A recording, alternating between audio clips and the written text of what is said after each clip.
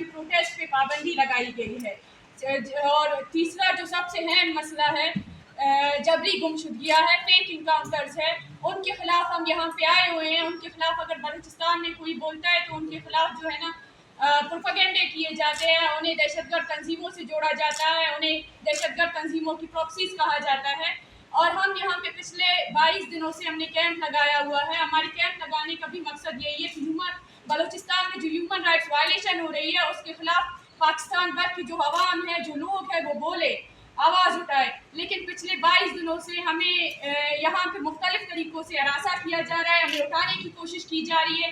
कोई हुकूमती नुमाइंदा नहीं है जो आए हमसे बात करे, हमें सुनने की कोशिश करे। मुख्तलिफ तरीक़ों से या हमें कैंप लगाने की इजाज़त नहीं दी जा रही है, या तो फिर अपने मीडिया जो ताउस होते हैं उन्हें भेजा जाता है, हमसे सवाल करते हैं, या तो फिर किसी मुखालिफ ग्रुप को हमारे सामने लाकर बिठाया जाता है, हमें लड़ाने की कोशिश की जाती है। हमारे मसलों को हल करने की बजाय और मसलों को सुलझाया जा रहा है यहाँ पे।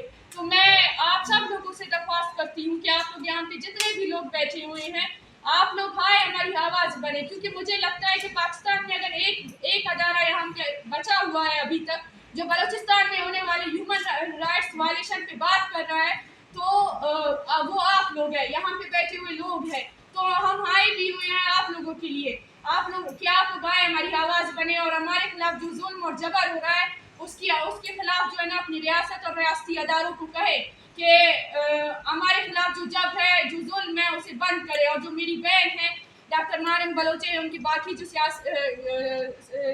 साथी हैं जो कैद में हैं, उनके खिलाफ कोर्ट में ट्रायल चलाया जाए, ना कि मीडिया में उनके खिलाफ ट्रायल चलाया जाए। शुक्रिया आप सब लोगों मैंने बात की है सही आपने, और आप ढूंढ डांट के जब हम पहुंचे तो उस खातन को जिस तरह भेड़ बकरी की तरह और गर्दनों से पकड़ पकड़ के बसों में भरा जा रहा था, उसके खिलाफ एहतजाज किया। उसको 5% लोगों के बसें जाएंगी, मैं यहाँ से कोई बस जाने नहीं दूंगा। मैं यहाँ पर बैठा हूँ इस एज में भी, इस सख्त सर्दी में भी, उस वक्त गर्म कपड़े भी नहीं थे वहाँ पर। उन्होंने पुलिस वालों का भी आप गिर जाएंगे, मर जाएंगे,